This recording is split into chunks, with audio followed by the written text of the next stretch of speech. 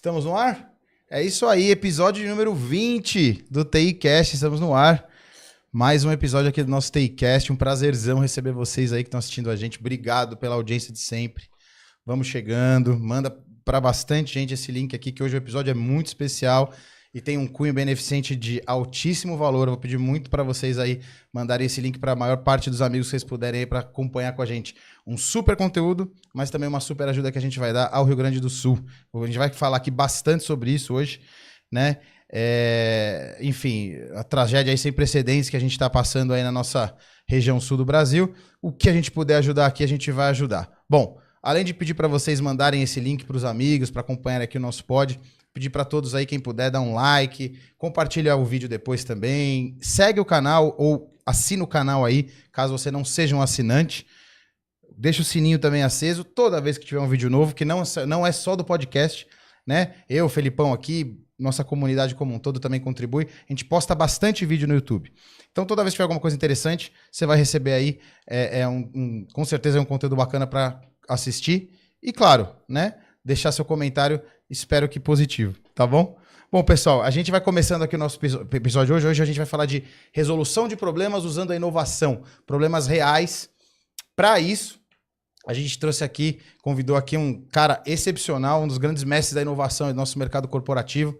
O nome dele é Charles Schweitzer. Agora eu sei falar o nome porque ele já participou de alguns eventos do HDI. Depois de ter errado umas 3 vezes, passado vergonha e tomado um feedback, agora eu já sei falar. Tá bom? Daqui a pouco ele já vai contar um pouquinho da história dele para quem não conhece. Antes disso, eu queria também falar o seguinte. Eu não sei se já está o QR Code aí na tela. É o seguinte, eu vou falar algumas vezes, mas vou aproveitar logo no começo para a gente já falar desse ponto. Seguinte, pessoal, o HDI está fazendo uma campanha para a comunidade de TI, para você que eventualmente ou já ajudou e quer ajudar mais, ou ainda não ajudou, mas está procurando alguém de confiança aí para colocar a sua doação. A gente fez uma parceria com o capítulo HDI do Rio Grande do Sul. O presidente é o Fernando Hansen, o nosso super amigo de longa data. Ele está lá, né, no Sul, ele mora lá e ele tá lá no olho do furacão, sabe o que está acontecendo, está conversando com as pessoas, familiares, amigos e todos os profissionais do capítulo. Para quem não sabe, o capítulo do HDI no Rio Grande do Sul, ou os capítulos regionais, são grupos de experts no nosso setor de tecnologia que debatem vários temas lá e abastecem o HDI nacional aqui com uma série de feedbacks e conteúdos para o Brasil todo. E claro, fortalecem lá os seus networkings e conteúdos locais também. Então, os capítulos fazem isso. O Rio Grande do Sul, nosso capítulo mais antigo, de super sucesso, grandes profissionais envolvidos. E aí a gente está em parceria com eles, então, para poder ir no foco do problema. Qual que é a questão? Muitas doações já rolaram enfim, insumos mais básicos, comida, água. Claro, isso vai precisar por muito tempo ainda, mas acho que um grande volume já foi.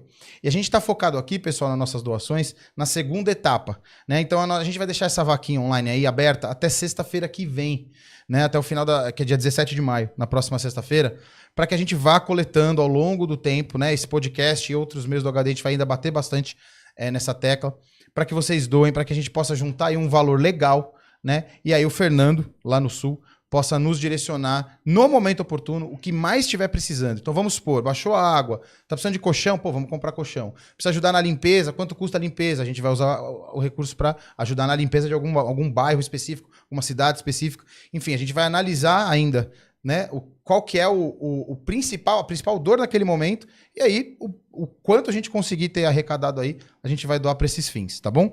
Tudo com a nota fiscal bonitinha, cada ação que a gente fizer, a gente vai postando nas nossas redes para vocês olharem, tá? Então a gente agradece muito aí a todos vocês aí que puderem ajudar. O QR Code está na tela, é só bater aí, tem também o número do Pix direto. Não quiser entrar no site da vaquinha do HDI, também você pode fazer o Pix direto aí, que já vai direto para nossa conta, tá bom? A gente vai reportando aqui ao longo do nosso episódio aqui essas doações e todas as ajudas de vocês, tá, pessoal? Bom, teremos ainda mais alguns pontos sobre as ajudas no Rio Grande do Sul. O Charles está aqui hoje com a gente, ele está super engajado nesse processo, ele também vai contar um pouco das iniciativas do lado dele, né? E claro, está ajudando também a nossa vaquinha aqui, já divulgou bastante por aí.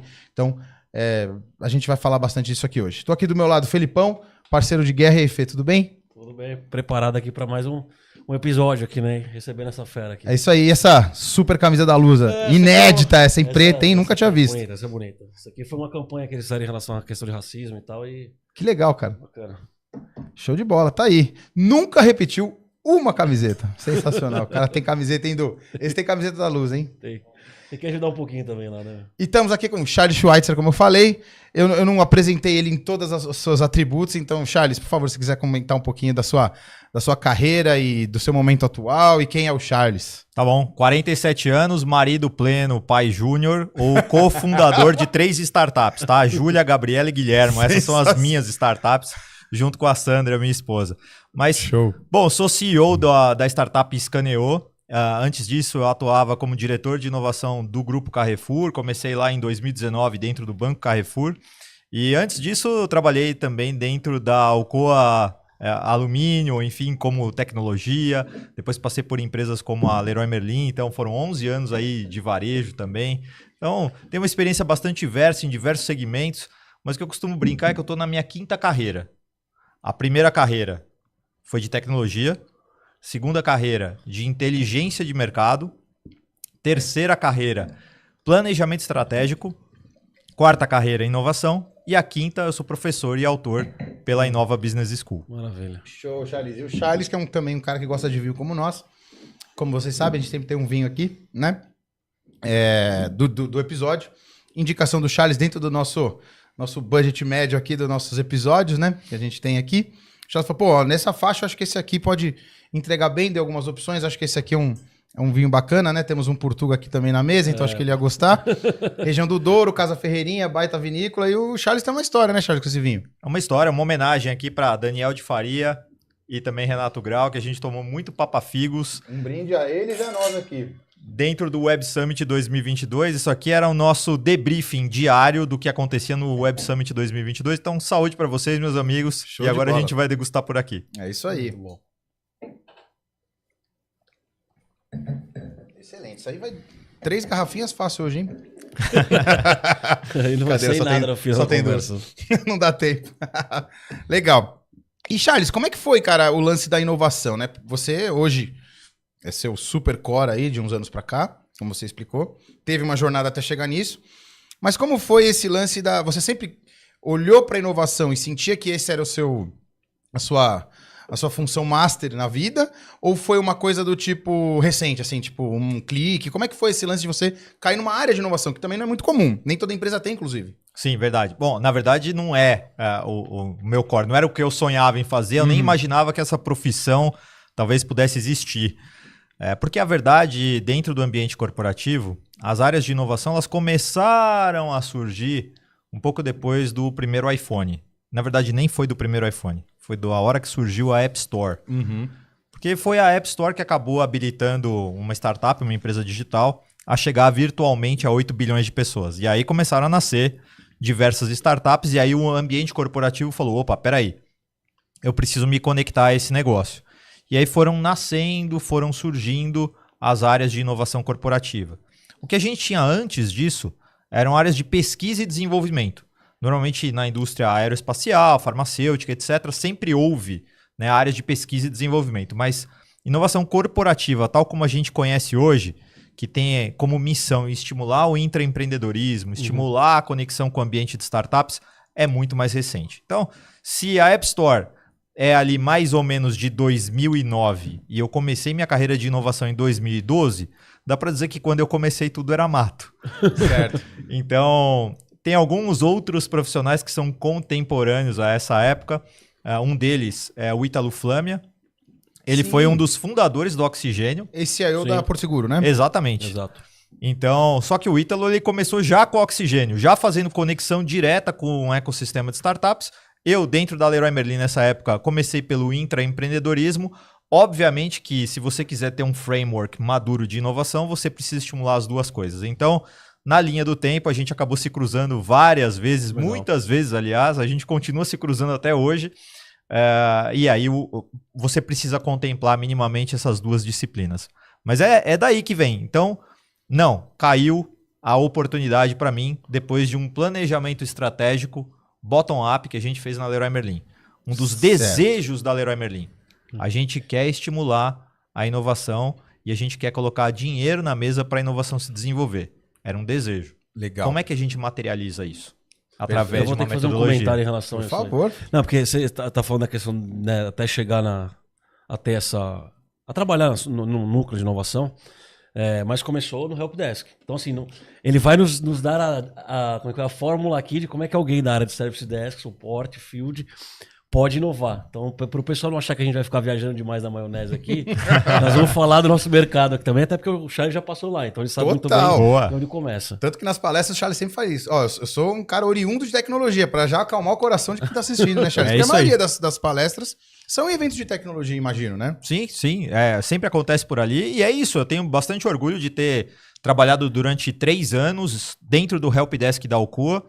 A Alcoa, ali no final da década de 90, que era absolutamente transformadora do ponto de vista do que estava fazendo em inovação. Então, só para descrever um pouco para vocês, né? A Alcoa, nessa época, ela já estava investindo em ferramentas de low-code. Obviamente que as ferramentas de low-code de hoje são completamente diferentes daquela época. A gente está falando de um Power Builder, é bem diferente do que a gente tem hoje com OutSystems, Mendix e etc. Mas... para você ver, já estava ali numa esteira de construção de aplicações internas extremamente moderna. Sem dúvida. Muito legal. Então, era realmente um ambiente de tecnologia bastante interessante de se trabalhar. E eu lá no Helpdesk, no telefone 6812, atendendo chamados dos usuários ali para troca de senha, para computadores que travavam e etc. E ali, o Charles, ao longo do episódio, provavelmente vai ter a oportunidade de contar, já tiveram ali as primeiras oportunidades de inovação. Né, Charles? Sim, acho que, na verdade, a gente não olhava isso ainda, talvez, ou não caracterizava isso como inovação, mas como um desejo de melhoria. Sim. Então, bom, naquela época a gente estava implantando um sistema, o ARS, Action Request System, deve ser bastante comum para todo mundo aqui saber de onde esse troço veio e para onde ele foi depois, mas a gente estava implantando o ARS e a gente era conhecido como aquela área... como Help esquece, ou aquele lugar que você abre o chamado e espera 5 dias úteis. Nada que o pessoal da nossa audiência aqui não deva ter ouvido passado, já. né? E a gente queria mudar essa percepção. E aí, para mudar isso, a gente conectou o ARS ao Outlook, Microsoft Exchange, e para cada chamado aberto, né, e no seu encerramento, a gente disparava um e-mail para a conta dos usuários, para que eles respondessem. O seu chamado foi fechado mesmo? E qual a nota de satisfação você dá para o fechamento desse chamado. Então, isso começou a nos dar um pouco o norte de se a gente estava fazendo o nosso trabalho direito ou não. Sim. Perfeito. E aí, depois numa folha A0 impressa, muito bom, com uma caneta vermelha e uma preta, a gente controlava o nível de abertura de chamados versus o nível de fechamento de chamados. E a ideia era diminuir a boca do jacaré. A gente tinha que começar a fechar mais chamados do que a gente abria. E a gente foi descobrindo coisas como, a maior quantidade de chamados que a gente abre e fecha é para resolver problema de senha. E isso acabou gerando um projeto de single sign-on. Se a gente tiver todos os sistemas com a mesma senha, a gente resolve um problema para vários problemas. Perfeito. Só que, gente, eu estou falando da década de 90, final da década de 90. Exato. Quantas empresas ainda hoje têm sistemas diferentes com senhas diferentes? É isso. Você quer criar uma barreira para o teu usuário? Cria um sistema novo e não pluga ele numa senha comum. É isso. Então, a gente precisa, de fato, criar esse tipo de coisa. E aí tem a pergunta, né? Mas será que isso é inovação ou não? E aí depois acho que a gente pode discutir bastante sobre isso. A gente vai exaustar bastante o tema, né? Mas olha que legal. É legal esse recado inicial. O Felipe lembrou, o Charles já deixou na mesa. Esse recado inicial para quem é da nossa audiência, principalmente que está voltada realmente à gestão de operações de tecnologia do dia a dia.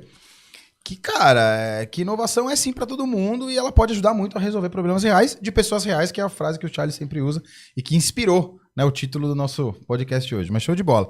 Bom, antes de a gente começar a entrar um pouquinho mais profundamente no tema, tem mais uma campanha aqui do Rio Grande do Sul que eu queria colocar no ar, que é importante pra caramba. É uma super oportunidade, na verdade. Então a gente não pode perder aqui a nossa audiência, você que está assistindo, e os amigos que vocês conhecem aí pra gente colocar isso no ar. A Combine Mais, que é a nossa agência, né, parceira aqui, Combine Mais está com a gente desde o ano passado aqui no podcast. Eles patrocinam o podcast, patrocinam algumas outras iniciativas como os eventos do HDI. São nossos super parceiros, são também nossa agência de marketing, né? E o Fábio, que é o CEO da gente, ele teve uma super ideia que eu achei demais para a gente poder divulgar aqui na nossa comunidade também, para ter aí uma ajuda ao Rio Grande do Sul. O que acontece, gente? A gente sabe que esse problema que está acontecendo lá, ele vai ter consequências por muito tempo. Mas vai chegar um momento que a gente vai começar a ter um pouquinho mais de clareza sobre de como reconstruir, né, uma sociedade inteira ali. Porque são muitos municípios, muitas cidades e a economia local também.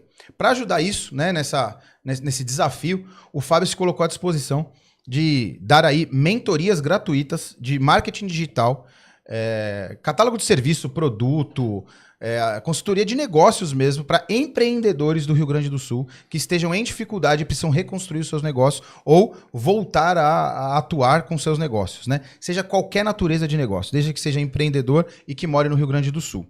A gente vai deixar na descrição aqui do vídeo, pessoal, a explicação, né, desse curso e o link para você se inscrever, você que é da região ou que chegou em você essa oportunidade. E o Fábio vai só dar um recadinho para vocês em vídeo aqui, só para todo mundo que tá assistindo poder mandar ao mais longe possível esse recado, tá bom? Dus, dá para colocar o vídeo aí? Então, com você, Fábio.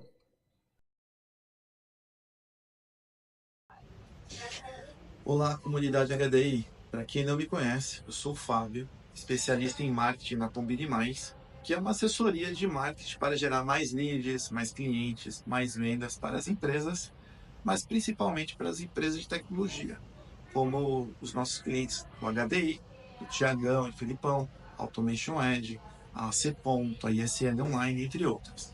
Mas hoje eu tenho um recado diferente. Nesse momento desafiador que o Rio Grande do Sul vem passando, eu quero apoiar os empreendedores das regiões afetadas, disponibilizando gratuitamente uma mentoria de marketing. Afinal, eu acredito que serão os empreendedores os grandes responsáveis para impulsionar a retomada da normalidade, mantendo os empregos, gerando renda e confiança para todas as famílias da região.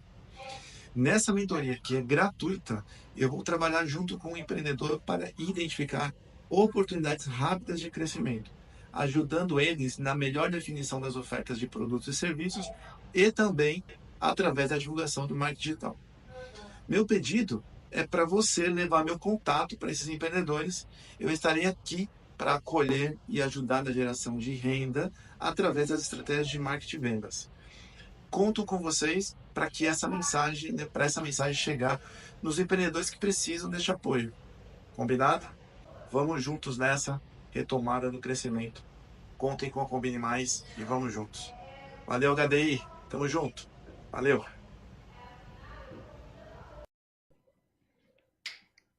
Estamos de volta? Bom, baita iniciativa aqui do Fábio. Queria agradecer a ele. Fábio, obrigado, cara. É isso que a galera precisa mesmo. Tem as doações, mas também conhecimento no momento oportuno vai ser muito importante para a galera reconstruir a vida lá. Eu acho que já tendo uma ajuda profissional, te encurtar aí algumas etapas, né? E aí a galera ter mais sucesso aí na reconstrução das suas vidas lá. Obrigado pela sua ajuda aí, meu amigo. Bom, voltando então aqui ao nosso bate-papo. Charles contava um pouco do início da história dele. Se era inovação na época ou não, não sei. E ele mesmo pode responder se ele pesquisa quiser. de satisfação e reset de 100 e tal. É inovação ou não é inovação? Vamos lá, como eu nunca participei ao vivo com o Felipe, eu vou fazer a pegadinha com ele, tá bom? Claro. E aí, galera, vocês que estão no chat aí também, ó, agora vocês podem participar ao vivo, tá? Se você estiver no chat agora, você pode responder essa pergunta ao vivo aqui. O iPhone 15 é uma inovação? Sim ou não? Respondam aí no chat enquanto o Felipe pensa um pouquinho aqui. Para poder responder. Isso é marmelada. Eu vou fazer. Eu assisti sua palestra, cara. Eu vou aproveitar. Eu vou ter que entregar o show. Eu vou aproveitar, inclusive, para fazer uma. Mas é muito boa. Eu vou fazer a enquete oficial. iPhone 15. Lança a enquete aí, Thiago. Vou lançar a enquete oficial. iPhone 15 é uma inovação ou não? É isso? É isso aí. Reflexão muito legal.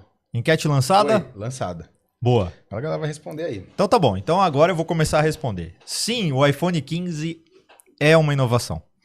E aí a gente precisa contextualizar o que é inovação. Porque existem, na verdade, 4 tipos de inovação. Imagina agora uma matriz, tá bom? Eixo horizontal, a gente tem tecnologia e competência. Eixo vertical, a gente tem modelo de negócios. Então, no primeiro quadrante aqui, ó, mesma tecnologia, mesma competência, mesmo modelo de negócio, a gente tem a inovação do tipo incremental. Melhoria é inovação. Mais 1 megapixel, mais 15 minutos de duração de bateria, menos 1 milímetro de carcaça, menos 10 gramas de peso. Tudo isto é inovação. Melhoria é inovação. Perfeito. E Daqui a pouco a gente volta em inovação incremental para que o time de tecnologia saiba o tamanho do rio de dinheiro que passa na porta das organizações e a gente pega isso de colherinha. Entendi. Vamos voltar nisso depois. Depois você tem 3 outros tipos de inovação, todas elas disruptivas e normalmente a gente reconhece elas como inovação. Então, a primeira, que é quando a gente muda a tecnologia ou competência dentro do mesmo modelo de negócios. O exemplo que eu gosto de dar é Netflix. A gente continua assistindo filmes e séries, só que agora a gente não rebobina mais a fita e devolve na segunda-feira. Perfeito. A gente assiste via uma outra tecnologia, que é o streaming. Pergunta de fundo. Por que Netflix e não Blockflix? Alguém dormiu no ponto da inovação. Depois você tem uma mudança de modelo de negócios com a mesma tecnologia, a mesma competência, que é a ideia de você produzir conteúdo para dentro de uma enciclopédia, só que de forma distribuída, democrática. Qualquer pessoa pode produzir hoje um conteúdo científico para dentro de uma enciclopédia. Por que Wikipedia e não Barçopedia? E aí, por fim, você tem a inovação disruptiva do tipo arquitetural, que é quando você muda tudo. E aí você, obviamente, tem lá os unicórnios, né? Uber, Airbnb. Eu não preciso explicar o modelo de negócio desses caras. O que eu preciso dizer para vocês é, eu falei que eu tenho 3 filhos. Não tem hotel neste país que hospede 5 pessoas no mesmo quarto de hotel. O Airbnb é de 2012. Caramba. E ele é a única empresa que continua a resolver problema real de pessoa real quando se trata de hospedagem. A gente logo vai ter o capítulo HDI de Vitória. Sim. Eu estarei lá palestrando. E eu levarei minha família porque é no final de semana. São Perfeito. 2 quartos de hotel. Não tem um quarto de hotel que hospede 5 pessoas no mesmo quarto. Então a inovação, na dúvida, é sobre resolver problemas reais de pessoas reais. Algumas com tecnologia, outras sem tecnologia. Então, no caso de conectar o ARS com o Outlook para disparar uma pesquisa de satisfação, pode-se dizer sim que a gente estava agregando algum tipo de tecnologia. No caso do papel A0 na parede com caneta, não, a gente não estava usando nenhuma tecnologia, mas talvez estivesse ali prestes a mudar o nosso modelo de negócios de helpdesk, que era extremamente reativo, para algo que era proativo. Maravilha. E a gente queria resolver o chamado antes do chamado acontecer. Muito bom. Perfeito. Show de bola. Isso já começa a levar a gente àquela primeira reflexão, Fê, que você estava comentando aqui um pouco antes do episódio, que é a carga que o profissional de tecnologia do dia a dia da operação muitas vezes tem por ser cobrado por inovação. E eu não sei se no dia a dia ou ele não tem tempo ou ele não acha que ele deva fazer. E aí você estava comentando um pouco com o Charles, eu acho você que está existe... todo dia conversando com eles, né? Sim, né? Eu acho que existe um ponto que assim, o ChatGPT fatalmente trouxe um spotlight em cima da área de TI, natural, onde toda a diretoria de negócio da empresa está esperando que a área de TI traga uma solução de um foguete lá para revolucionar a empresa. E no fundo a gente percebe que as áreas de TI estão se cobrando em relação à questão dessas inovações. Então todo mundo começou a bater cabeça em relação a que tipo de software de automação vou usar, de inteligência artificial, enfim, coisas desse tipo. E aí eu sempre acho que tem uma dificuldade de... até quando você fatia a área de TI, você tem umas áreas que são mais sustentação, como o próprio Service Desk e tal. A área de desenvolvimento tem um pouco mais ligação direta com softwares produzidos para o negócio. Então tem um pouco mais de visão de negócio. Mas me dá a impressão que, como o TI é sempre o meio de negócio, é sempre o meio do negócio e não é o final, que ela tem pouca visão da rotina da área de RH, da área de finanças, logística, controladoria, coisas desse tipo. E aí me dá a impressão que fica difícil de ela conseguir fazer inovações ou melhorias que efetivamente tenham valor para a organização, para a lucratividade da organização, para a satisfação do cliente final da organização. E aí minha pergunta é, como é que alguém que trabalha num departamento que está tão longe do cliente final consegue efetivamente ter essa postura de, cara, dá para eu fazer inovação aqui dentro, eu vou conseguir melhorar talvez a performance dos meus funcionários de negócio, ou ter uma outra linha de pensamento, de objetivo. O que você sugere para o cara que está lá atrás não se, vamos dizer assim, não se sentir fora de todo esse movimento, vamos dizer assim? Legal. Eu gosto muito da seguinte abordagem, tá? É uma abordagem, é uma metodologia que chama TBC, tira a bunda da cadeira. E a ideia é resolver o problema real. Para isso você precisa investigar E assim, eu sou muito dessa prática. Talvez eu tenha adotado essa prática depois de um processo que eu vivi. Eu fui trainee. E eu fui trainee num processo que foi rotativo. Eu passei por todas as áreas da organização. Certo. E isso me trouxe uma visão que muitas vezes até os próprios executivos daquela organização, foi a Associação Comercial de São Paulo, hoje conhecida como Boa Vista, talvez não tivessem. Então, eu criei uma visão quase que holística daquela empresa. Maravilha. E a gente, como suporte de tecnologia, né, que é uma área mais de bastidor, ou como desenvolvedor, a gente tem muito acesso à possibilidade de investigar mais os problemas, de viver um dia nos pés e nos sapatos de outros tipos de colaborador. Recentemente, eu estava no grupo Carrefour, eu fui trabalhar um dia como picker. Picker, para quem não sabe, é o cara que faz a tua compra no supermercado depois que você disparou o pedido online lá no site. Certo. Então, se em setembro do ano passado alguma compra do Carrefour chegou errada na casa de vocês, a culpa é minha. Era eu que estava lá.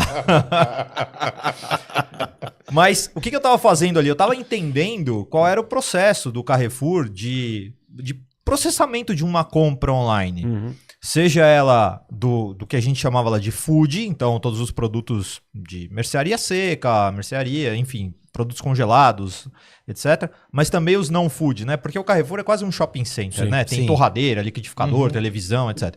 Então eu entendi esse processo até o final.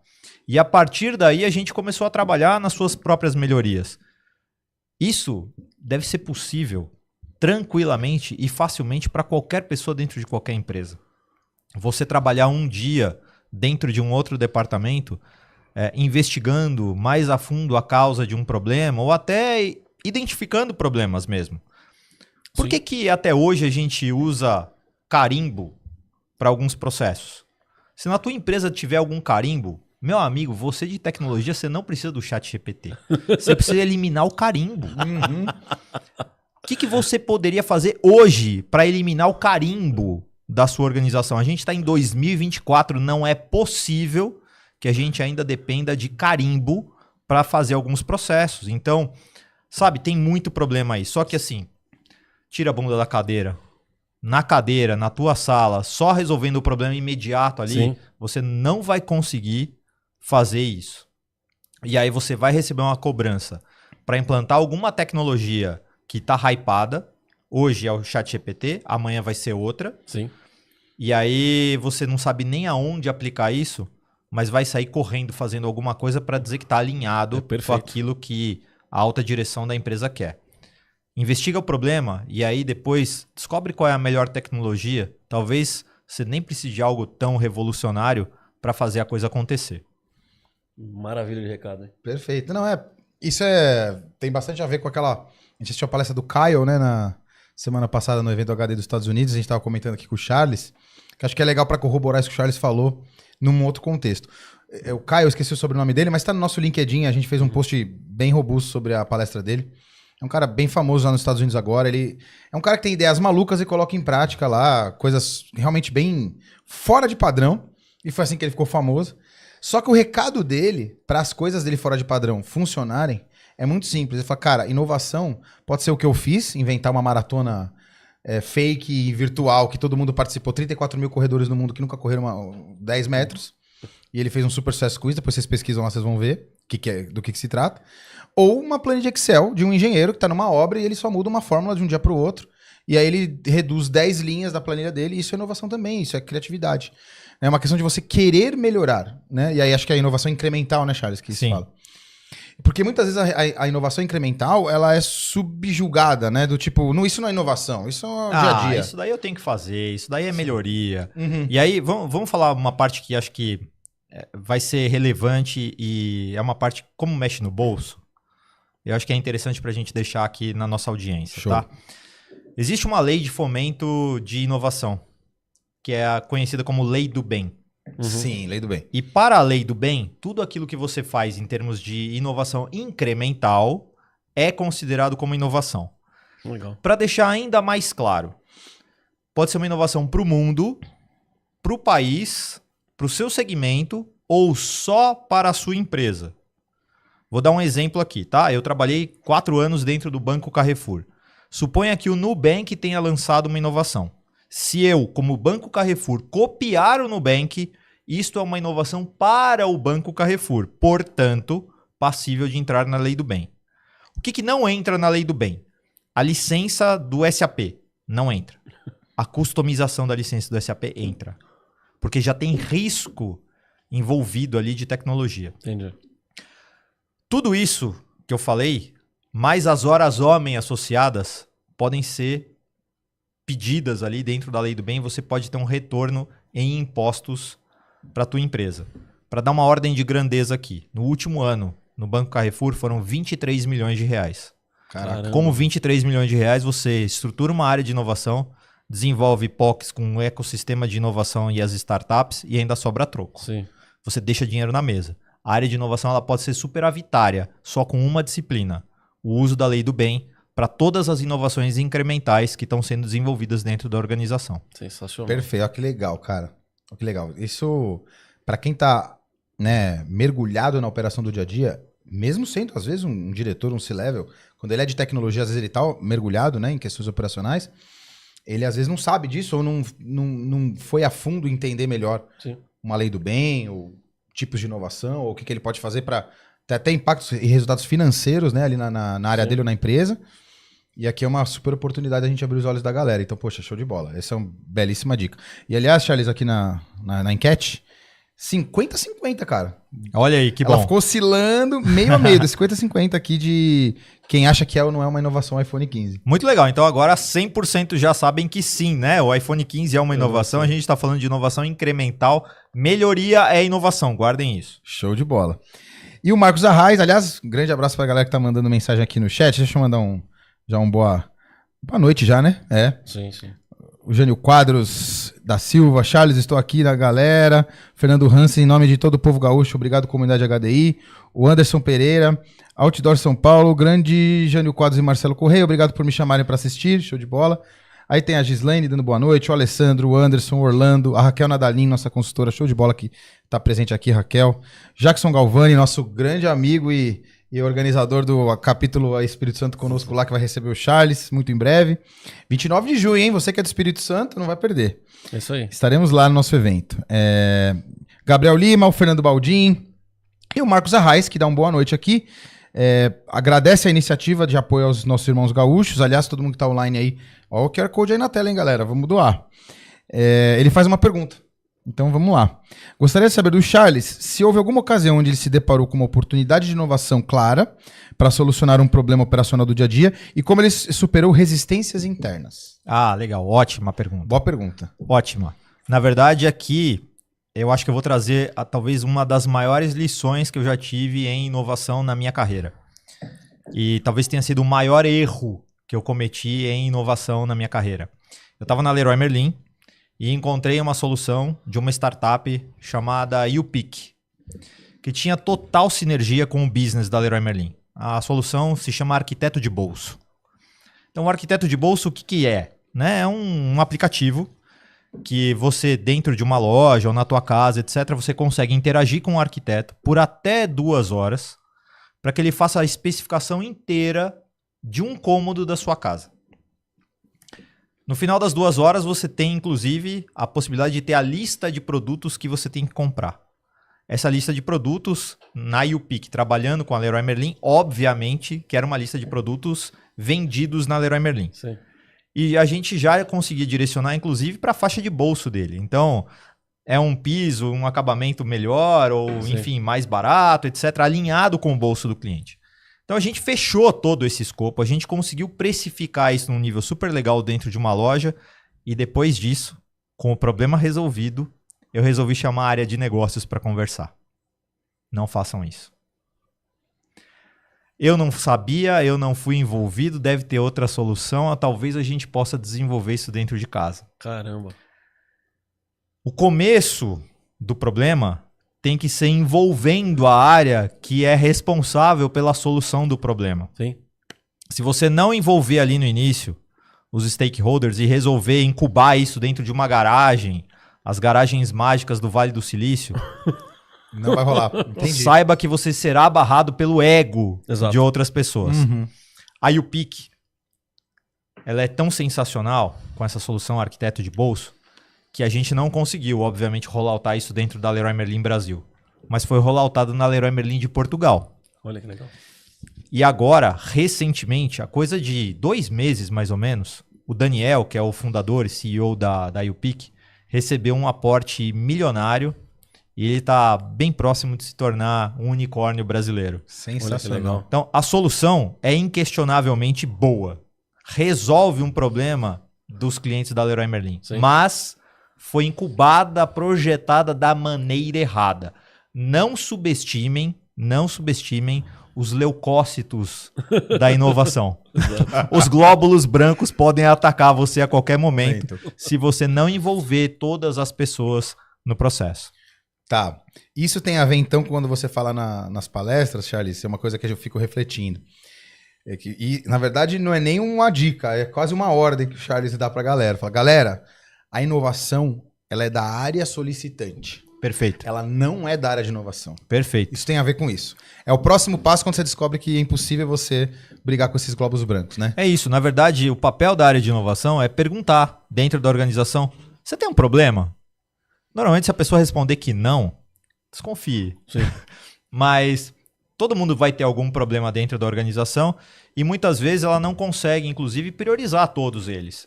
A área de inovação ela pode aliviar esse backlog, pode, inclusive, aumentar o throughput daquele time durante algum tempo, porque pode se dedicar aos problemas não priorizados e trazer soluções ali de curto prazo, seja através de uma tecnologia, seja através de uma startup, seja através de uma metodologia.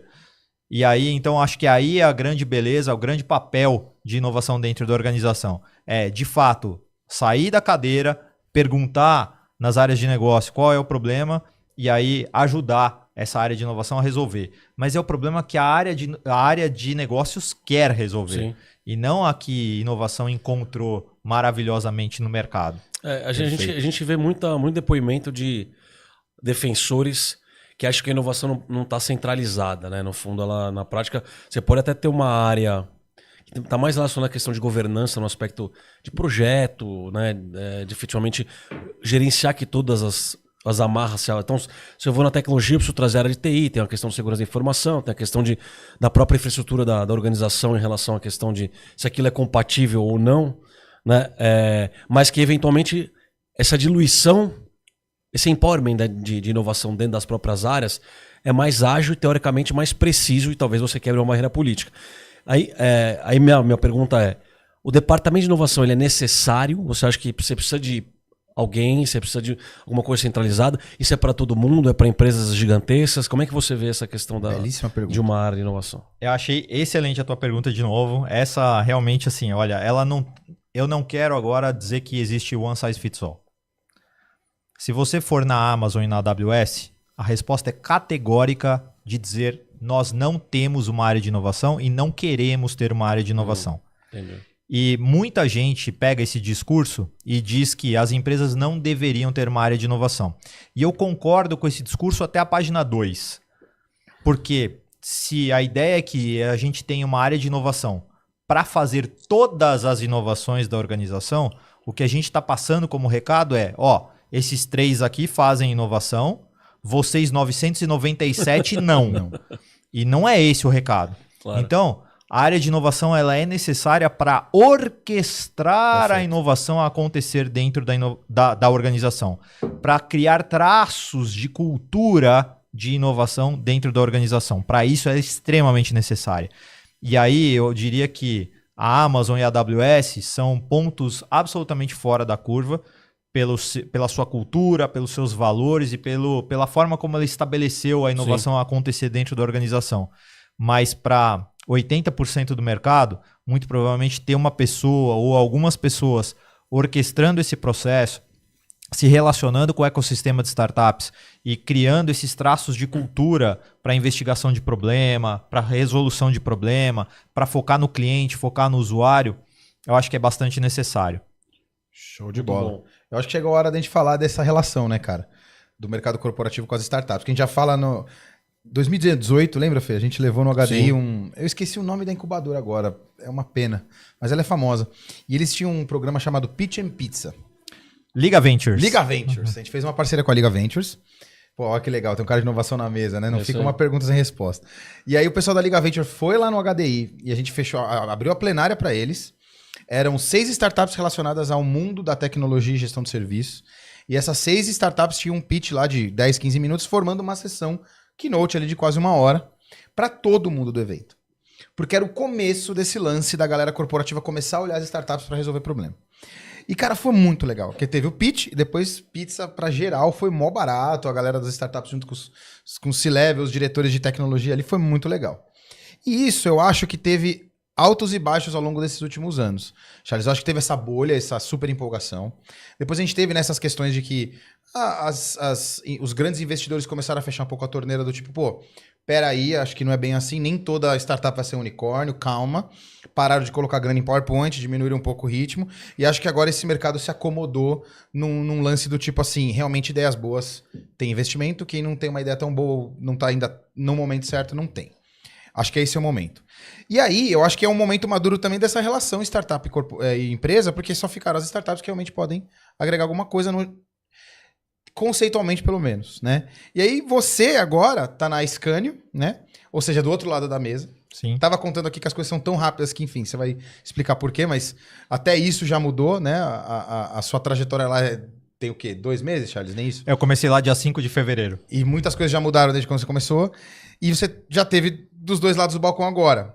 Essa relação, cara, empresa grande e startup hoje, você quando estava do outro lado, usava bastante elas para te ajudar e hoje, do lado da startup, você enxerga esse mesmo potencial? Como é que é isso? Sim, bom, acho que dá pra gente separar a resposta aqui em eu alguns... fiz uma pergunta bem ampla e a gente bater um papo. Então, primeiro vamos falar dessa transição das startups e do porquê que o dinheiro deu uma secada. Porque lá atrás a gente tinha 3 tipos de empreendedor. A gente tinha um empreendedor que tinha uma ideia no PowerPoint e o foco dele estava em aposentadoria precoce. Uhum. Então ele queria receber um cheque para depois fazer o que ele bem entendesse com o cheque. Tinha o cara de startup que ele queria o lifestyle da startup. Então ele queria estar dentro desses hubs de inovação, Inovabra, Cubo, Oxigênio, tal, etc. Quer ter essa história para contar, entendi. Foto no puff, na rede. O cara precisava divulgar ali, naquele momento, uma vaga de Head of Happiness. E se o cara não fosse Clash Royale nível 10, ele nem entrava na candidatura. Sim. Então, assim, era um pouco esse momento. E aí você tinha o empreendedor faca na caveira mesmo, né? Daniel da UP, que é tipicamente um desses. Uhum. Aí você tem o Pedro da Meu Acerto lá em BH. Então tem várias startups que nasceram, de fato, com modelos de negócio bastante promissores e, de fato, alinhados com um business que deveria trazer ROI no final do dia. Uhum. O problema é que naquela época a gente não sabia disso. E aí a gente... sai distribuindo dinheiro, né? Espalhava dinheiro. Então, o Venture Capital naquela época era uma festa, né? Investia-se porque tinha um pouco aquela mítica, né? Assim, de cada 10 eu vou acertar uma e se essa uma virar um unicórnio eu tô bem. Paguei as 9. É isso, paguei as 9. Só que a gente, dentro do ambiente corporativo, começa a não ter mais tanto essa margem de erro. Obviamente que esses números ainda eles são bastante reais, mas... a gente não faz mais investimento logo de cara, a gente faz provas de conceito. Maravilha. Então você testa primeiro e você roll out ou investe naquelas que dão certo. Principalmente associadas ao teu business. Sim. Então, eu acho que esse é um pouco o conceito e o modelo. E aí, quando a gente olha, por exemplo, para a minha trajetória mais recente corporativa, a gente chegou a testar dentro do Banco Carrefour mais de 100 startups.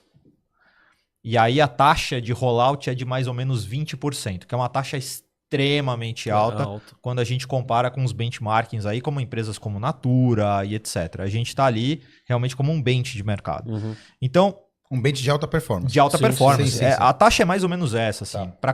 Para cada 10, vocês estão acertando muito na escolha das startups, né? 2 entregam um baita resultado e para as outras você não investiu, você não comprou capital. Sim. O que você fez foi remunerar a prova de conceito. Uhum. E a remuneração de prova de conceito você estabelece ali no início, normalmente é um valor baixinho e você testa muito rápido. Sim. Então tá tudo bem. Tá dentro do apetite de erro da organização. Então, sim, eu acho que tem esse movimento agora de aproximação do ambiente corporativo com as startups, mas neste sentido, e não mais tanto naquele sentido dos venture capitals de 5, 10 anos atrás, onde saía espalhando dinheiro para acertar na loteria e ficar muito rico, talvez com isso, né, se a startup realmente entregasse o valor depois. Sim. Hoje tem um critério muito maior e esse critério normalmente está associado a algum tipo de KPI de resolução de problema dentro da organização. Isso é um ponto importante. Não, tranquilo. E aí, porque a gente vê, né? Fiz até uma enquete aqui, né? Você, gestor, você já fez negócios com startups aqui, vamos ver as respostas, mas por enquanto... Eu tenho 100% sim. dois pontos em relação a isso. Eu vi você citar isso, a questão dos KPIs na palestra.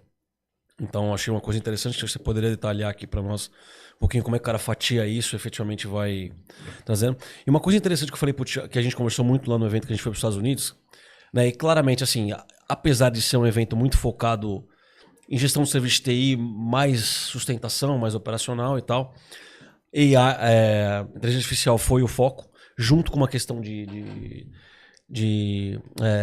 saúde mental das pessoas. Esses são dois focos que os Estados Unidos tá apostando muito forte, né? Eles estão sentindo esse momento lá.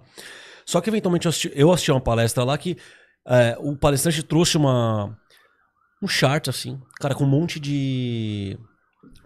mais de 100 ferramentas de IA especificamente para advocacia, saúde, TI. Então, assim, no fundo, assim, o negócio era uma coisa só em chat GPT, que no fundo todo mundo achava que a bala de prata era um software só, agora virou um mundo de software com especialização e especificação para certas áreas. E aí eu vou chegar no ponto da pergunta, que no fundo é a segunda pergunta. A primeira é efetivamente que eu já fiz, e a segunda é em relação a, assim, essa difusão, ou assim, não, esse monte de startup ou de empresa de inteligência artificial focada em certos segmentos de mercado. Ela vai continuar assim? Isso vai se consolidar? Ou você acha que efetivamente assim, alguém de uma área como a nossa, do que a gente lida, quando o cara olhar e ele fatia o processo dele, a jornada do cliente, o que usa, o que não usa, ele tem que ir atrás de ferramentas específicas, olhando para a questão da especificidade do que você precisa. Vai ter um software só, é a hora da especificidade, vai ter que buscar realmente um grupo maior de parceiros, e se o futuro na prática para a questão de inovação é a parceria em cima de startup, ao invés de olhar dentro de casa e tentar soluções caseiras, por exemplo. Bom, eu vou começar pelo fim. Pelo fim é o seguinte, toda vez que você estiver diante de um problema, você tem duas opções. Make it or buy it. Então, assim, avalia. É muito caro comprar? Desenvolve. Entendi. É muito caro desenvolver ou vai tomar muito tempo? Compra. Se estiver pronto, compra. Integra e depois, se for o caso, até na linha do tempo, você desenvolve. Então, começa por essa decisão, assim, cara, o que eu quero com isso? Isso é core, isso é chave, isso realmente assim tem muita relação com o meu business? Talvez você tenha que desenvolver até para não perder o core do teu negócio, não terceirizar o core do teu negócio. Né? Tem muita empresa que hoje terceiriza o core do negócio, eu acho que isso a gente não deve fazer. Então, se for nessa linha, desenvolve. Entendi. Mas tudo aquilo que é meio periférico, aí você começou a falar de ferramentas de advocacia e tal, etc. Cara, contrato, jurídico, etc. Deixa o jurídico ali trabalhar, testar, entender, conhecer ferramentas de IA para melhorar a sua produtividade, né? Tenta entender quais são os problemas que o jurídico enfrenta hoje na tua empresa e aí tenta achar a melhor ferramenta de IA. Não vai desenvolver isso. Não faz sentido você desenvolver isso. Mas exatamente como tem essas mandalas, né, de ferramentas de IA hoje, há 4 ou 5 anos atrás tinham mandalas de startups. Né? O Oasis Lab desenvolveu uma mandala, é genial, assim, tem na ponta da mandala, você tem as funções do varejo. Então você tem lá logística, caixa, etc. E aí no meio você tem as startups que resolvem problemas dentro dessas dimensões. Cara, você fica louco se você começar a pesquisar todas, olhar para todas. E aí entra o famoso FOMO, né? Sim, vocês conhecem FOMO? Fear of Missing Out. Isso. Eu convido vocês e a nossa audiência ao JOMO. Joy of Missing Out. Tipo, ainda bem que eu não entrei. Essa é do Felipão. Eu sou FOMO, ele é o JOMO. Então, não, mas gente... Aí, Thiagão, ainda bem que a gente não entrou nessa aí. Mas de verdade, você não precisa entrar em tudo. Você não precisa boa. entrar em tudo. Ah, nossa, então eu preciso agora saber de Web3, blockchain. Não. Isso resolve qual problema? Sim. Perfeito. Então, assim, de novo, né? A gente vai sempre voltar para a jornada do usuário, para o problema e etc. E aí depois você vai ao mercado tentar descobrir quais são as startups, as soluções de IA generativa, o que resolve isso? Então, o que a gente fazia tipicamente era o seguinte, tá? Só para tangibilizar aqui. Sim. Então, a gente chamava uma área de negócios para uma sessão de design thinking. Perfeito. E aí, talvez se você é de suporte, realmente você não vai conduzir ou moderar isso aqui, mas você tem sim a oportunidade de participar e integrar essas dinâmicas. Então, quando for chamado, participe. E aí a gente mapeava personas. Então, sei lá, eu sou um atendente do helpdesk, eu sou o advogado, etc. E aí você mapeia várias pessoas, e aí nessas pessoas você vai listando problema, sem falar de solução, só problema. Sim. Aí você vai para etapas de priorização. Então, eu brincava lá sempre com o pessoal o seguinte, tá, vocês sabem aonde foi a Copa do Mundo? Puta, agora eu já tô ficando velho, né? Então já são 2 Copas do Mundo para trás. Ah, foi na Rússia. Tá bom. Sabe qual é a capital da Rússia? Ah, Moscou. Legal. Então agora a gente vai fazer um Moscou. Moscou é MSCW. Must have, should have, could have, won't have. Então assim, vamos categorizar agora todo esse negócio que a gente falou em isso eu preciso resolver. Isso eu deveria resolver. Isso eu poderia resolver. Isso aqui eu não vou resolver. Isso aqui, cara, isso aqui é... Puta, depois que o bolo estiver pronto, aí eu ponho essa cereja. Mas, cara, isso aqui agora não é a hora de fazer isso. Certo. Depois de categorizado isso ainda, a gente jogava tudo isso para dentro de uma matriz que cruzava a facilidade de fazer com o impacto. Se é muito fácil e tem muito impacto... Pô, não tem o que pensar. Né? E aí a gente tinha uma pegadinha, a hora que a gente montava essa matriz. Não vale sobrepor post-it. Põe tudo ali, não. Se esse tá aqui, o outro ou é mais fácil ou é mais difícil, ou é mais importante ou é menos importante. Nunca igual. Resolve. Perfeito. Uhum. Né? É uma metodologia, assim, meu antigo chefe, José Manuel, hoje ele é CEO da Natura Pay. Sim. Ele chamava de estratégia FDP. E não é isso que você tá pensando. Fatiar, descartar e priorizar. Sim. É basicamente isso. Uhum. Então, aí, na hora que você prioriza, e aí você tem aquele lá, puta, esse aqui tem alto impacto. E é relativamente fácil de eu fazer. Cara, o que resolve isso? Eu vou desenvolver interno? Ou vou chamar uma startup? Ou vou achar uma ferramenta de IA generativa que faz isso? Perfeito. E aí você resolve. Sim, entendi. Então, assim, você não precisa ficar mapeando enlouquecidamente todas as ferramentas, o que faz, o que não faz. Não. É na hora que você tiver o problema mapeado, faz uma chamada.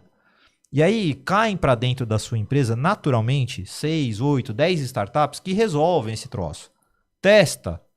E a que resolver de fato, que mudar o indicador da companhia, essa você coloca para dentro. Faz um contrato de longo prazo, ou eventualmente até investe nela. Vira sócio dela. É esse o processo. Do início ao fim.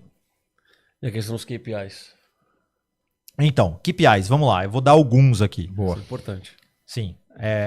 A gente, mais recentemente, a gente olhou para o crédito pessoal e a gente descobriu que crédito pessoal tem last mile.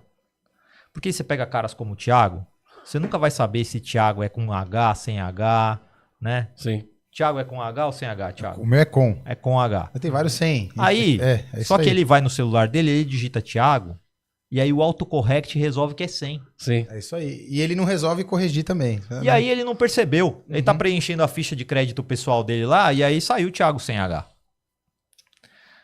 Eu pego a tua ficha e faço todo o processo de aprovação de crédito. Serasa, tudo. E aí eu aprovo. E aí eu resolvo entregar o crédito pessoal para você. O crédito chega? Não, faltou o H. 7% de todos os créditos pessoais aprovados não chegavam para as pessoas que aplicaram para o crédito. Por conta de erros de cadastro. Nossa. Que são feitos pelas próprias pessoas. Sim. Aí eu trago para dentro de casa uma startup para resolver este problema. A startup se chama Transfira. A Transfira simplesmente faz um processo de Golden Record cruzando a ficha cadastral com dados públicos desta mesma pessoa na internet. Eu reduzo de 7 para 3. Esses 4 pontos percentuais de ganho representam 2 milhões de reais de faturamento todos os meses para o Banco Carrefour. Uma POC que a gente desenvolveu em 3 meses e custou 10 mil reais. Olha aí. Meu Deus. E aí, como esses, a gente tem muito. A gente tem inteligência artificial gamificada para o processo de cobrança, com a Meu Acerto. A gente tem processos ligados à contabilidade para ganho de produtividade, com a Lever Pro. A gente tem um processo feito com a Alpha Graphics para impressão de preços e a geração das diferentes peças de preços do Carrefour no varejo.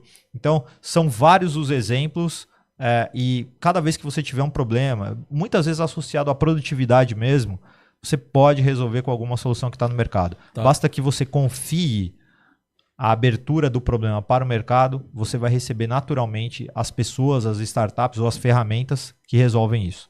Entendi. Mas a questão do KPI nesse caso aí é o fato de você ter o KPI como o seu direcionador em relação à questão de se resolver ou não. Sim, esse o ponto? É isso.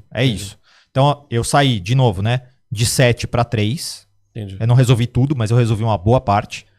E essa diferença percentual são 2 milhões de reais de faturamento todos os meses. Então a inovação ela vai refletir em algum indicador. Não, se não refletir indicador, você errou na inovação, é isso. Não existe inovação qualitativa. Boa, Isso aqui é legal. Isso aqui eu achei cool. Você gostou dessa, né? Gostei.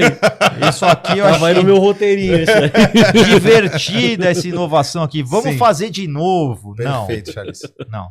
É ou grana, ou tempo, que acaba revertendo em grana. Sim. É sempre alguma coisa assim, ou algum indicador, né, de... Tem que ser mensurável, Thiago. Uhum. Senão o que a gente está Perfeito. fazendo é diversão. Não, legal. Vou ler só alguns comentários aqui do pessoal. O Denil aqui entrou, legal, Boa, da Tivit. Fala, Denil. Legal que você tá aqui, ó, sensacional. Aí a Gorete falou, quem nunca cometeu esse erro de envolver stakeholders? KKKK. Importante envolver todos no cenário. Aí a Josiane, glóbulos brancos foi ótima, essa eu nunca tinha escutado. Aí o Fábio da agência da Combine Mais. Boa noite, pessoal. Chegando agora. Fábio, já passamos seu vídeo aqui pro pessoal. Já deixei seu telefone aqui do curso para empreendedores lá no Rio Grande do Sul. Obrigado, viu, pela ajuda. Aí a Gorete fala aqui, né? O AI Canvas é ferramenta interessante que começa com a determinação e entendimento do problema. O José Cícero fala o seguinte, fantástico usar o Moscow para priorização. Muito bom.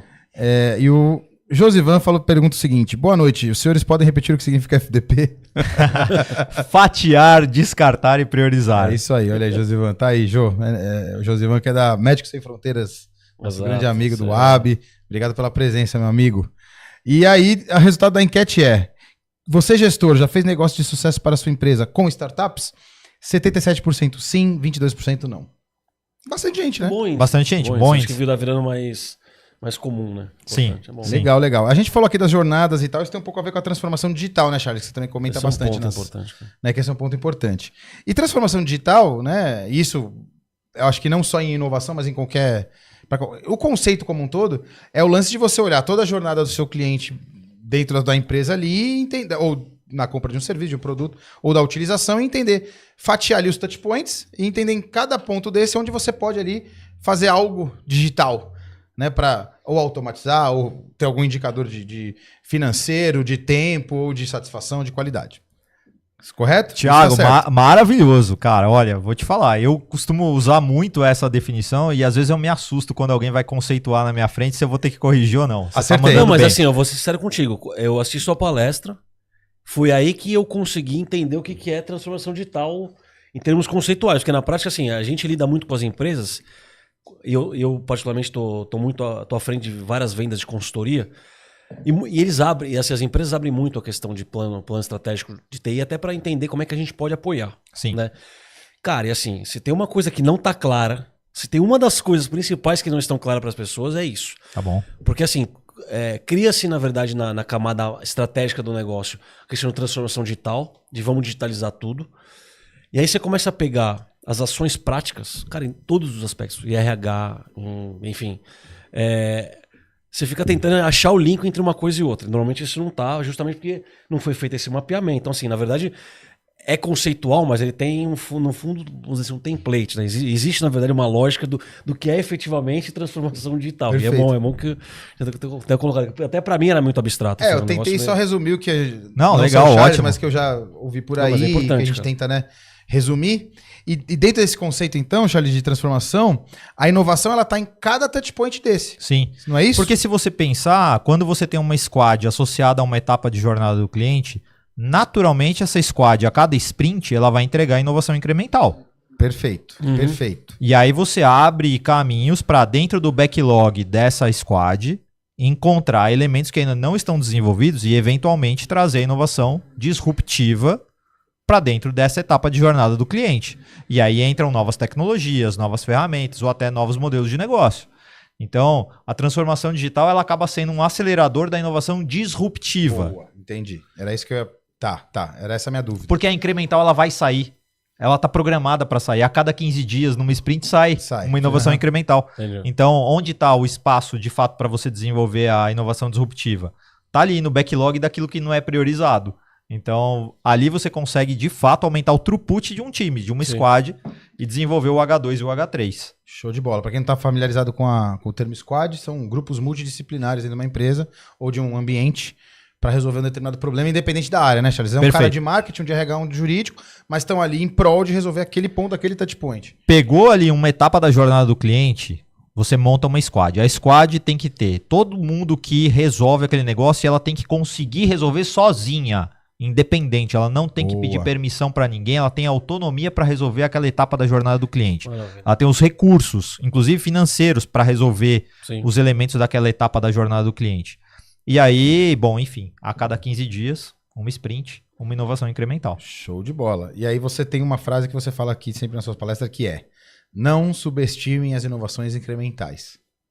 Certo? Perfeito. Porque parece que às vezes melhoria não é inovação, mas na verdade pode ser e pode ser muito útil, né, Charles? Não, e aqui a gente acabou já falando, inclusive, do quanto de dinheiro de grana a gente pode capturar de volta com a lei do bem. Então, de fato, assim, não subestimem, porque toda empresa que opera dentro do lucro real e que está dando lucro tem a oportunidade de capturar de volta em benefícios e impostos aquilo que está desenvolvendo em termos de tecnologia com a lei do bem. Não, e aí, em termos lógicos de mercado, assim, se você olhar, normalmente, talvez uma empresa de um certo segmento faça uma inovação disruptiva, um monte corre atrás com, teoricamente, uma inovação incremental, que não é disruptiva mais, porque a disrupção já aconteceu no concorrente dela. Mas na prática, assim, ela consegue copiar e ser competitiva. Sim. Fazendo a mesma mudança. Então, na prática, no fundo, assim, boa parte do mercado sobrevive à base de inovação incremental. Então, né? Então não dá para você ficar achando que você vai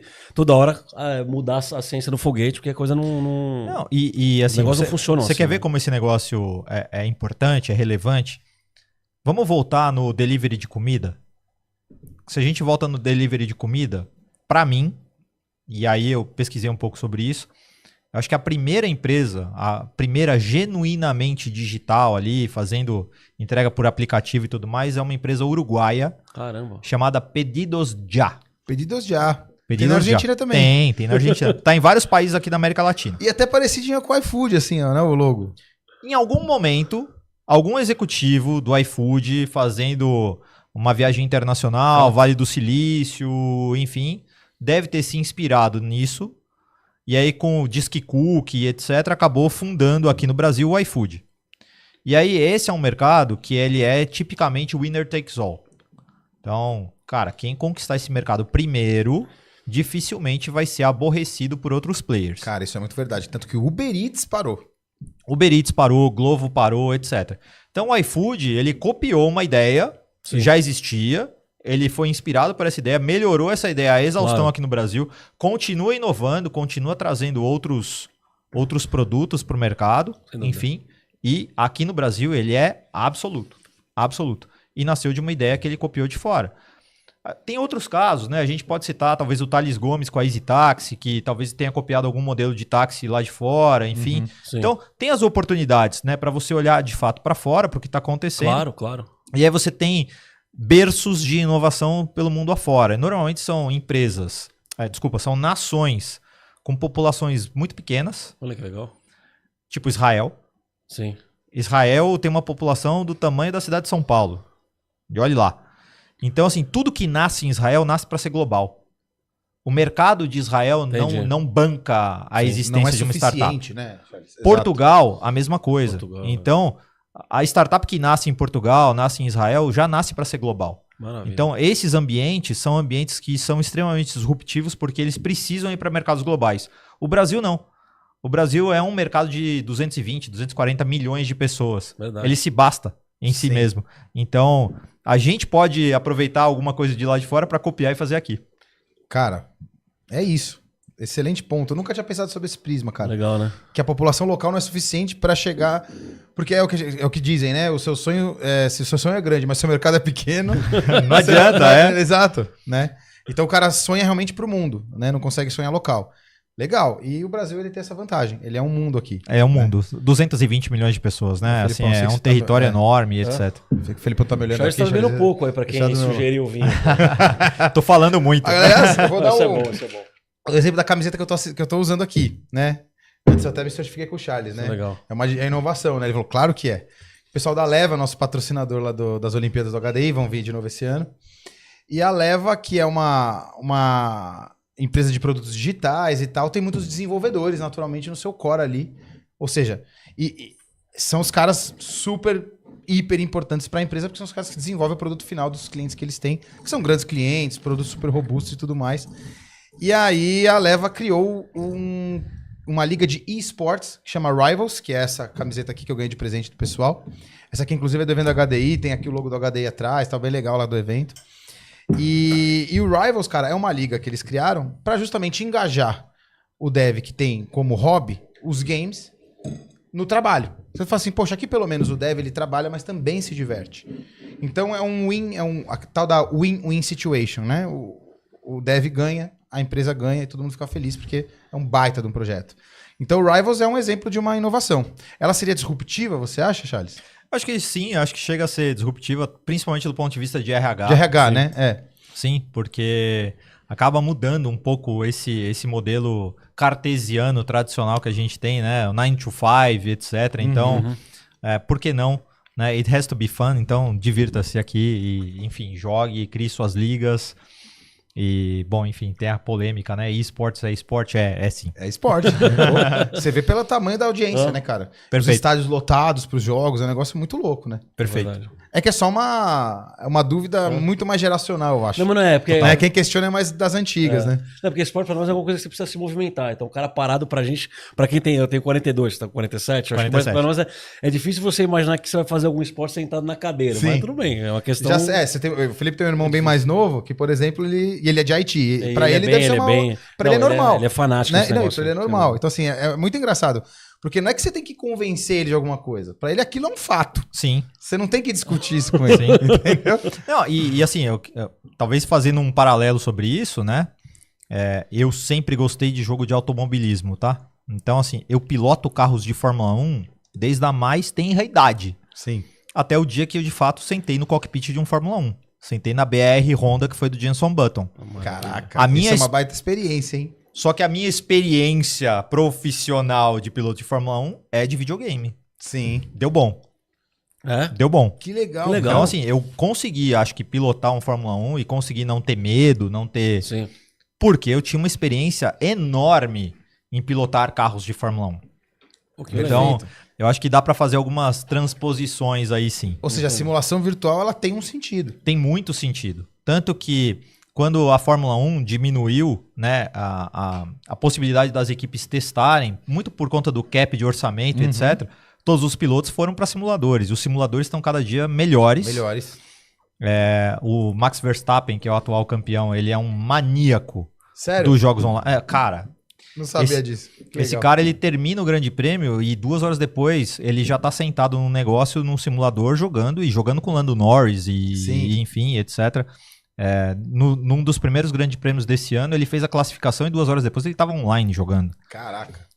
Então, é desse jeito. O Legal. simulador é muito, muito importante, muito relevante hoje. Muito bacana.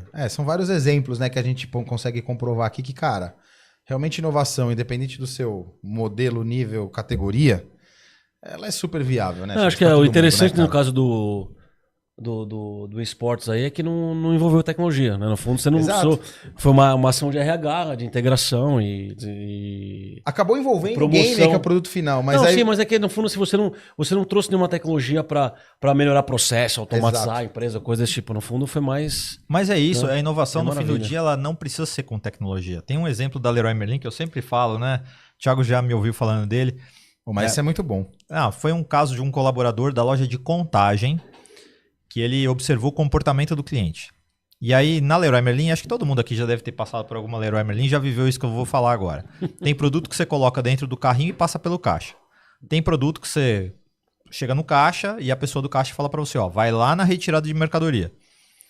E aí você olha pro produto, olha pro porta-mala e fala, deu ruim. E aí no que deu ruim você improvisa para levar o troço embora para tua casa. Esse colaborador, ele teve a ideia de, olhando esse tipo de problema, colocar à venda, na retirada de mercadoria, todos os produtos de amarração de carga de marca própria da Leroy Merlin. Corda, fitilho, plástico bolha, papel cartonado, etc. Sim. O problema tá ali, a solução tá do lado Sim. e não custa tanto assim. Exato. 181% de progressão de vendas nesta família de produtos. Sensacional. Zero tecnologia. Você tá maluco. Pura solução de O problema. cara de virou cliente. diretor da empresa. Né? Pô, observação, né, cara? A isso, gente fala cara? muito dentro do modelo de Customer Experience para TI, é observação, né? É isso. Observabilidade é muito importante, né? Show. Esse exemplo é demais, Charles. Puta, é muito bom.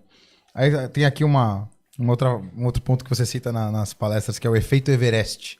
Você fala, cuidado com isso, joguem no modo easy no começo. É isso. O que é isso? Não, é legal, porque quando a gente começa a tangibilizar, né, o que é inovação incremental, o que é inovação disruptiva, eu gosto de tangibilizar com exemplos que sejam extremamente simples. Aqui a gente já falou de vários, né, mas eu vou falar aqueles que eu normalmente gosto de usar como exemplo na palestra. Então, já que você está chamando a palestra, vamos dar alguns spoilers aqui. Legal. Boa. Mas, inovação incremental modo easy. Papel higiênico. Então, papel higiênico, a gente tem pacotes de 4 rolos, 8 rolos, 12 rolos, 100 rolos. A gente tem rolo de 30 metros, 40 metros, 50 metros. A gente tem papel até com relevo, com cheirinho.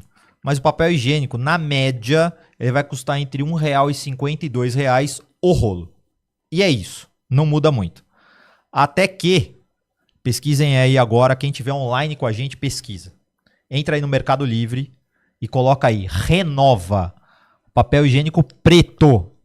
Os caras pintaram papel higiênico de preto, agora tem de todas as cores já, tá? A gente tem cores do logo da HDI já, enfim, tem de tudo.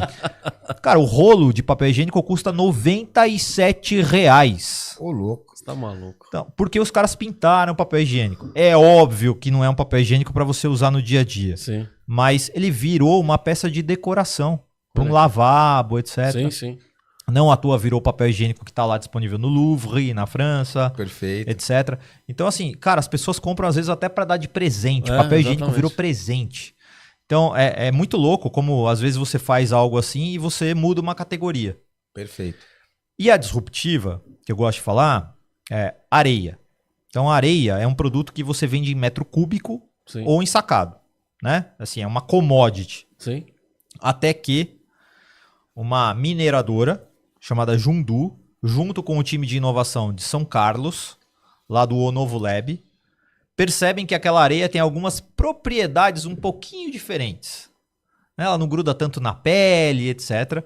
E aí eles resolvem criar um novo modelo de negócio chamado Super Quadra Jundu. Tenho certeza que aí na audiência a gente tem alguém que joga beach tênis, tem um Jeep Renegade e um copo Stanley. Com certeza. Principalmente se mora em São Paulo. E aí surge, né, uma nova modalidade. Enfim, eu tô brincando aqui com essas marcas, mas cria um ecossistema de marcas associados. Não são só essas, tem Mormai, tem Bola Mikasa, tem Penalty, enfim, tem um monte de coisa, um monte de marca associada. Mas cria também, para minerador, um negócio digital.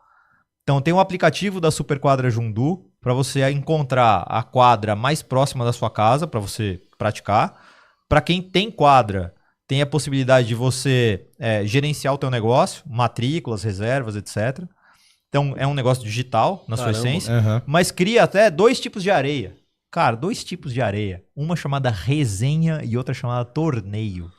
O cara precisa gostar muito de beach tênis para entender a diferença dessas duas areias. Mas percebe, assim, a partir de um produto, né, uma commodity, você cria todo um novo negócio. Eu tô falando de areia, mas podia estar falando de café. A Nespresso é a mesma coisa. Sim. Então, veja que, assim, você, de fato, não precisa falar assim, pô, mas isso não é para mim. Pô, na minha empresa, na minha área. No veio do commodity não dá, né? Na aqui minha é diferente, vez, né? Aqui não dá. Aqui não dá. Aqui não dá é clássico. Né? Cara, então assim, não olha pra tua empresa ou pra teu departamento ou pra tua vida como se fosse o Everest. Dá. Não é tão difícil assim. Você pintar um papel higiênico de outra cor ou fazer um outro business a partir de areia não é escalar o Everest. Nossa, é engraçado que a gente foi para os Estados Unidos agora, o evento foi em Denver. E aí o HDI lá, eles ficam... Eles mudam o local. E normalmente é Las Vegas ou algum outro lugar. Las Vegas ou algum outro lugar. Las Vegas sempre é um lugar onde as pessoas vão mais. Tem Cara, sempre mais gente. E é exatamente a mesma feira. É a mesma coisa. Assim, não muda nada. Né? Os horários de funcionamento, os stands, as palestras. Cara, não muda nada. Mas assim, a experiência de você talvez estar em Las Vegas seja diferente a um ponto de que você fez uma... Tem esse negócio. Eu criei um nível de valor numa coisa que, teoricamente, cara, é uma feira comum como todas as outras. Sim. Que eu mesmo faço, ou como algumas outras de TI que tem, que são mais ou menos parecidas. Então, assim, na prática, você consegue efetivamente pegar coisas encaixotadas e criar algum nível de valor, né? De percepção de valor, eu digo, né? No fundo, então, o papel higiênico preto para dar de presente para alguém ou para decorar alguma coisa, cara, é um negócio basicão que você trouxe algum valor diferente para aquele produto, para aquele serviço, né? Então, Sim. é interessante. Total. É o que a gente pode pensar muito nas nossas operações de tecnologia, né, cara? Sim. Mas o dia a dia consome a gente com alguns problemas recorrentes, que eventualmente com uma pequena mudança ou até uma pequena inovação, seja ela incremental, disruptiva, ou tem outras categorias também. Cara, é uma inovação, melhora, legal, melhora o resultado, menos tempo, mais qualidade, mais dinheiro no bolso, show de bola. Né? Então acho que é isso que fica pra galera poder refletir, né? Até tem uns comentários aqui, antes da gente encerrar, vou falar com o pessoal aqui, ó, o Peter Vicentini, que vai ser companheiro de palco do Charles lá aí no Espírito Santo, do BTG Pactual. Boa noite, turma. Entrando agora e já manda uma pergunta bem polêmica. Aí deu risada aqui, mas acho que ele não vai mandar porque não vai dar tempo. Aí o Jackson fala, hoje será o esquenta da Expo TI no Espírito Santo, né? Charles, Peter e Raquel por aqui, sensacional. Aí a Kátia Assunção fala, vim para o Canadá estudar em um college, mas já quero voltar, amo o meu Brasil. Kátia, estamos aqui, hein? A hora que você voltar, manda um oi, quem sabe você não vem aqui assistir o nosso pod e participar com a gente, né? Aí ela fala, gratidão por compartilhar, não sabia sobre essa estatística de Israel. Muito É uma boa reflexão mesmo, sim, né? Sim, sem dúvida. Muito bom mesmo. Aí o Jackson faz uma sugestão aqui, Gran Turismo, de jogador a corredor. Fica a sugestão de filme. Aliás, filme baseado em uma história real. É bom o filme? O filme é legal, mas a história real cara, pra mim é melhor ainda. Né? Eles pegam realmente pilotos de uma competição de Gran Turismo no jogo. Sim. E querem transformar os caras em pilotos reais. Ou seja, tem tudo a ver com você... Fazer uma escola, e aí um cara vai pra justamente Le Mans, né? Então, assim, é realmente incrível. Que legal. Muito bom. Tá aí, bela dica. O Marcos Arraes aqui fala, inovar envolve dedicação e tempo, cujos frutos podem ser colhidos em curto, médio ou longo prazo. Isso é verdade, né? Aí ele fala aqui, como engajar os times... acho que é uma pergunta pro Charles aqui. Daqui a pouco a gente faz uma última pergunta aqui antes de encerrar, que é legal do Marcos. Como engajar os times técnicos a tocarem as demandas do dia a dia e também trabalharem em processos de inovação que muitas vezes não trazem resultados tangíveis em curto prazo? Legal, ótima pergunta. Então, assim, naquela fase de diagnóstico de problema, eu acho que a gente tem que trazer alguém do time de tecnologia para bordo. Se essa pessoa se sente parte do processo, ela naturalmente ela vai ter a vontade de contribuir e de colaborar. Então, é isso. Acho que chama a pessoa para dentro e se ela estiver envolvida ali com o problema e tiver co-construindo a solução, eu acho que vira no-brainer. E aí, bom, o resultado, né? Assim, ele falou de resultado também. Eu acho que a gente precisa estipular qual é o apetite da organização. Em quanto tempo uma ideia precisa dar resultado? 2 meses? 3 meses? 4 meses? A gente precisa estabelecer qual é o apetite, porque as empresas não vão esperar de forma indefinida a sua ideia dar certo. Não vai ser 1 ano, 2 anos. Perfeito. Então, a hora que você tem um apetite claro, mapeado, definido, se você estiver dentro do apetite, ok. Se você extrapolar esse apetite, é melhor parar e ir para a próxima ideia. Show de bola. Bela resposta. Felipão, considerações finais? Não, acho que foi Alguma sensacional. pergunta? Não, acho que no fundo eu queria ver se o Charles tem alguma coisa para falar que a gente não, Não, isso não com abordou certeza. aqui, porque na verdade para nós é um assunto meio novo, né, cara? A gente também não é o nosso dia a dia, na verdade. A gente trata muito mais de operação, sustentação. E, pô, só agradecer aí. Muito bom, foi uma aula, né? Foi uma aula e maravilha. E aí, Charles, alguma consideração final? Alguma dica de ouro aí pra galera? O que você quer Thiago, falar aí? eu queria aproveitar esse momento e esse compromisso que a HDI está demonstrando com o Rio Grande do Sul para falar um pouquinho também sobre algo que a gente está tentando fazer como Scaneou. Show. Como eu falei, a gente é uma startup que nasceu agora, no dia 5 de fevereiro, eu assumi as operações e a gente está começando a construir um produto que é uma plataforma de reembolso imediato para benefícios feitos sob medida. Então, no futuro, as empresas vão poder contratar a nossa empresa para oferecer um benefício sob medida para os seus colaboradores e eles vão poder comprar com o meio de pagamento que eles escolherem e vão ser reembolsados por isso. Perfeito. Mas a gente olhou para o cenário do Rio Grande do Sul e a gente quis fazer alguma coisa. Sim. Nesse momento, eu ainda não tenho a marca da empresa construída. A gente está nesse processo agora. Scaneou é a nossa razão social. Não é nem o nosso nome fantasia. Sim. Mas o Rio Grande do Sul não pode esperar eu construir uma marca. E fazer marketing com isso também, eu acho que não é o momento. O que a gente quer fazer agora é criar um benefício, que a gente já tinha isso mais ou menos estruturado, para proteção íntima feminina. Então, a gente vai fazer um processo de doação para mulheres poderem comprar absorvente, poderem comprar lenço umedecido, poderem comprar roupa íntima dentro dessa crise que está acontecendo no Rio Grande do Sul. A gente está a poucos momentos de subir essa aplicação para o ar. Show de bola. E aí depois eu vou pedir e contar com a ajuda da HDI também para divulgar isso, porque o nosso objetivo é chegar a pelo menos 1.000 mulheres, que a gente sabe que, como você falou, tem uma situação agora que é extremamente urgente, que é resgatar essas pessoas, colocá-las com um mínimo de dignidade, mas assim, logo no futuro, as doações vão começar a rarear e essas pessoas vão precisar comprar coisas para o dia a dia. Sim. E esse é um dos itens de necessidade imediata. Então, a sensibilização dura algumas semanas, mas o problema vai durar por muitos meses. E a gente quer atuar com isso. E, de novo, nem a marca da empresa a gente tem ainda. Mas a gente quer dar a nossa parcela de contribuição. Com certeza. Eu sei que é pequena, mas é genuína, como o trabalho que vocês estão fazendo aqui. Sensacional, Charles. Nossa plataforma está totalmente aberta. A gente vai deixar aqui na descrição do episódio, assim que você tiver tudo pronto, a gente coloca aqui, porque esse episódio ele vai ainda reverberar bastante, né? A gente só faz um por mês, então o pessoal tem um mês todo aqui para assistir. E todos os outros meios do HDI, o nosso blog, nossa newsletter, os eventos. Vamos divulgar, cara. A plataforma totalmente aberta, porque também a gente agradece muito, Charles, o seu tempo, cara. Eu sei que é um tempo escasso, você é um executivo de mercado de muito tempo e muito demandado, a gente sabe disso. Obrigado pelo seu tempo aqui. Um prazer. Esse lance de você ter vindo aqui, com certeza, traz novas pessoas para o nosso ecossistema e eles podem doar também na nossa campanha e também ajudar na campanha que vocês estão para lançar.